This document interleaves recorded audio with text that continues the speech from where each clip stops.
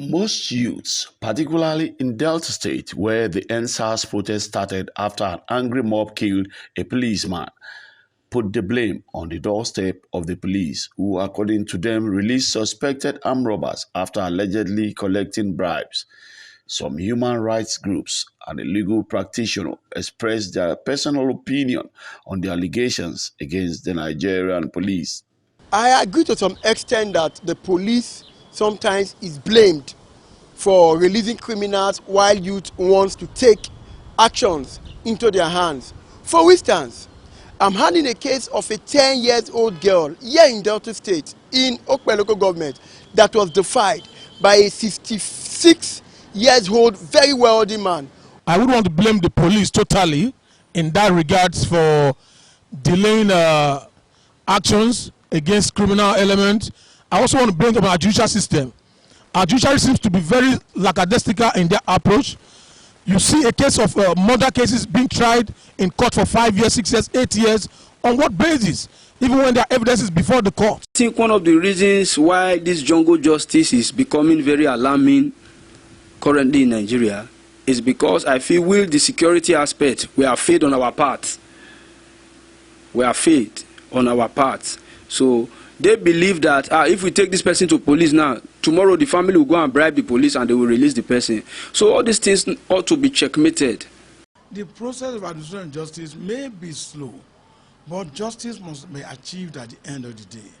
When you hurry the justice, you might lead to miscarriage of justice. When justice delayed, you say it's justice denied. So the virtues remain to stand.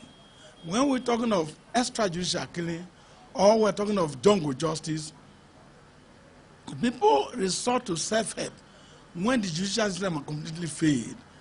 Speaking on the allegation against the Nigerian police, the public relations officers of Delta and Anambra State Police Command said the Nigerian police of today is more professional in dealing with suspects, as the legal practitioner calls for understanding. Get yourself involved in jungle justice.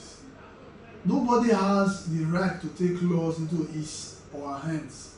Like I've advised before, let us not do the wrong thing. Let us not kill an innocent person over one misconception or the other. If a suspect is arrested, encourage the people that are there to take that suspect to the police station. I assure you, the police we have today will do all they can to see that justice is served. Youths that engage in jungle justice is as a result of distrust and mistrust in believing in justice system. Why would someone take life when he or she cannot give life?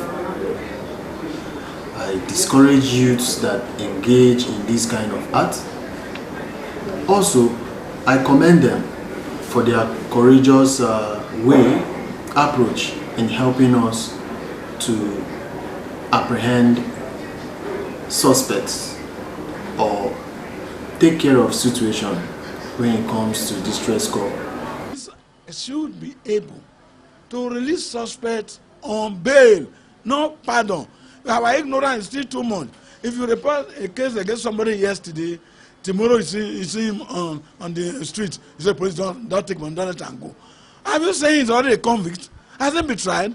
Would he have the freedom to go home and prepare for his case?